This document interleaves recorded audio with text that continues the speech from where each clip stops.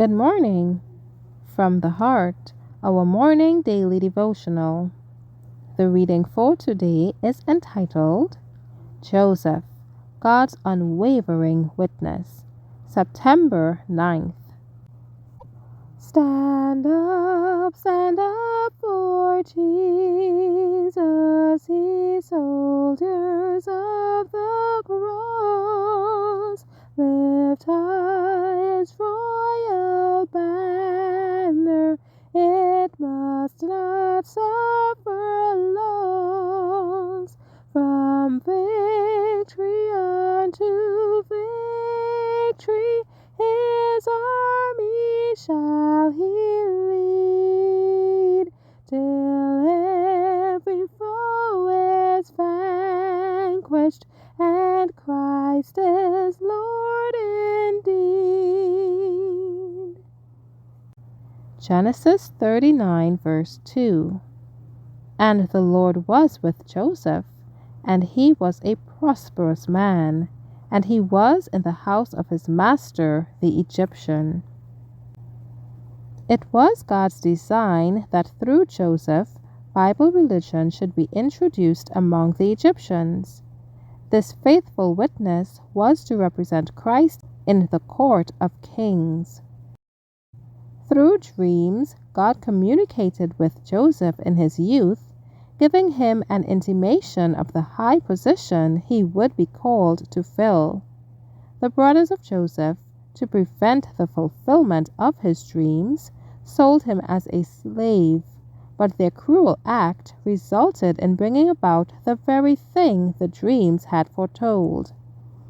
Those who seek to turn aside the purpose of God and oppose his will may appear for a time to prosper, but God is at work to fulfill his own purposes, and he will make manifest who is the ruler of the heavens and the earth.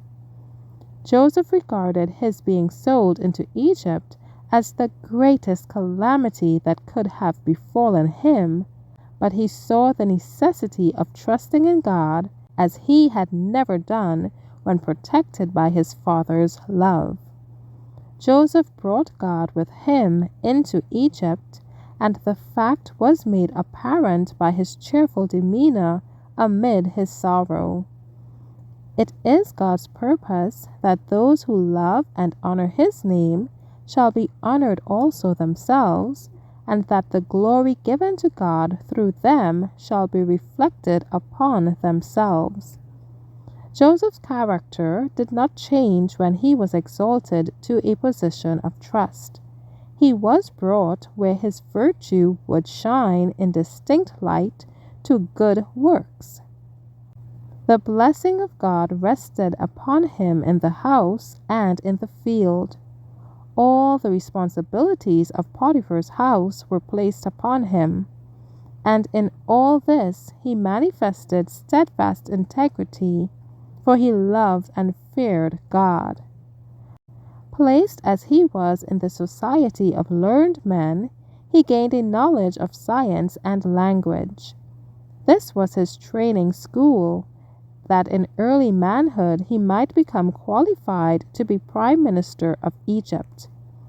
He learned those things that would be essential in his future position of trust.